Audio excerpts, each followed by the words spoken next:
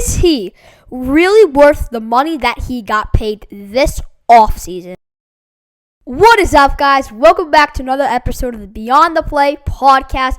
This is episode 17, and in today's episode, we're going to be checking in on how the free agents are doing from this offseason. Let's get into it. Okay, so the first guy that I want to talk about in this episode is Bo Bichette. He signed with the Mets this offseason. He signed for 3 years, $126 million with an opt-out. So Bo Bichette coming to the Mets from the Blue Jays, he had one con, is that he played shortstop. But the Mets have a shortstop, Francisco Lindor. And now Bo has to play third, and he is their starting third baseman, which he has never done on the Blue Jays before. So everyone was like, oh my God, how is he going to do? Now let's look at his 2026 stats. So unfortunately, Bo Bichette's not looking the best at the plate. He is looking pretty good defensive-wise at third base. But unfortunately, he's not really looking like their guy that they thought they were going to get from Bo Bichette. He has 130 at-bats. He has 31 hits in those 130 at-bats, 2 home runs, 14 RBIs. He has 1 stolen base on the 2026 season.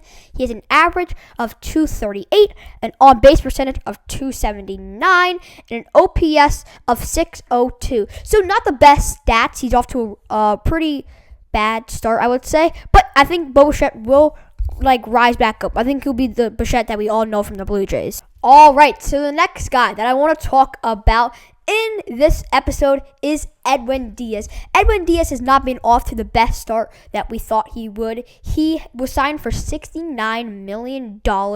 He has not really shown his Mets form. He had a 10 ERA. His ERA is 10.50 at the top of my head, but the problem with him now is that he's hurt and he's out for 3 months. He undergone surgery about 2 weeks ago. So it hasn't looked the best signing for the Dodgers this season.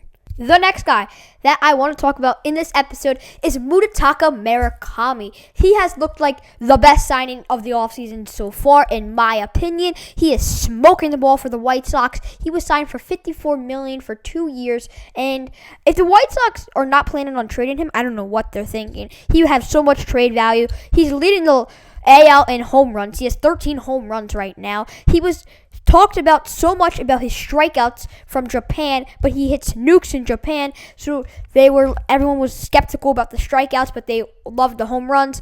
He has not really been striking out too much. He's been striking out a little bit, but not too much where it's concerning, and he's hitting a lot of home runs and he is just crushing the ball. Here are Munetaka Murakami's stats for the 2026 season so far. Through 113 ABs, he has 27 hits. He has 13 home runs. That's the league leading. This is his 13th home run right now. He has 26 RBIs. That's amazing. He has 0 stolen bases. He's batting .239, and he has an on-base percentage of .383 and an OPS of almost 1,000. That is insane. All right, so let's talk about Dylan Cease now. Dylan Cease signed for 7 years, $210 million, the highest paid pitcher of all offseason long. He had some concern coming into the Blue Jays, though. He didn't have really a good ERA. I mean, he had a 4 ERA coming from the Padres. To be honest, this season he's looking really good for the Blue Jays so far, I would say. All right, so here are Dylan Cease's stats so far for the 2026 season. He has 1 win, 1 loss. He has an ERA of 2.87, way better than the Padres ERA, but he did strike out a lot of hitters with the Padres. He just had a high ERA. He has had 6 games started. In those 6 games, he has come in 4 no decisions.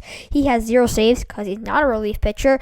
He has 31 1/3 innings pitched for the Blue Jays this year, and he has 50 strikeouts, basically 49. And then he has a whip of 1.37. To be honest, these stats look pretty good, and I think it was a pretty good signing for the Blue Jays this offseason.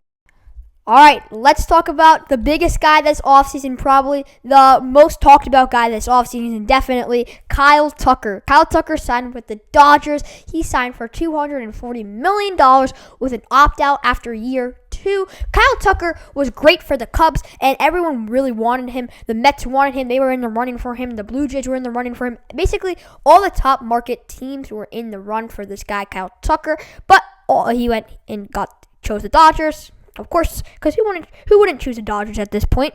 And not going to lie, In my opinion, do I think he's worth $240 million? No, I think he's worth like $200 million or $180 max. I mean, to be honest, Kyle Tucker has not really shown $240 million numbers quite. He's like a middle of the lineup guy, 5'6", and he'll get you runs, he'll get you batted in runs, he'll hit home runs here and there. But I think the Dodgers kind of overpaid for him. I mean, not for nothing, it was a high profile free agent class.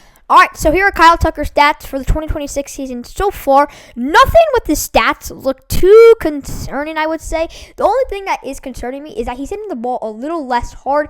But remember, we're also in May. The hot weather's going to come back in LA. And you never know, that can also add miles per hour. But he has had, through 118 at-bats, he has had 28 hits, 3 home runs, 16 RBIs, 3 stolen bases, 237 average, on-base percentage of 328, and an OPS of 692. So it doesn't look that bad, but it doesn't look anything too concerning. It looks just about average, basically. A polar bear in Baltimore? What is a polar bear doing in Baltimore? I mean, I never thought Baltimore had polar bears, but I guess they signed a polar bear. Yeah, all jokes aside, yeah, Pete Alonso we're going to talk about. Pete Alonso signed for 5 years, $155 million in the offseason. He was the top first free agent on the free agent class. What is crazy about him signing with the Orioles? He hit so many home runs for the Mets in so many clutch spots, and the Mets didn't even offer him a contract. This you may not even be seeing right now, a polar bear in Baltimore. You can be seeing still a polar bear. All right, so here are the polar bear stats for the 2026 season so far. This is a home run off the Yankees last night. Through 118 at-bats, he has 24 hits, 5 home runs, 14 RBIs, 1 stolen base, average of 203. Unfortunately, that's not the best, but I do think that will be higher later on in the season.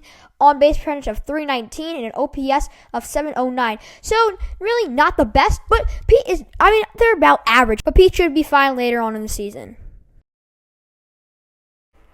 Alright guys, that was today's episode. We were just checking in on the free agents. And guys, I'm going to do a part 2 on this tomorrow. So stay tuned. And please like and subscribe. It would really help us out. We're posting every single day episodes for you guys. And I'm out.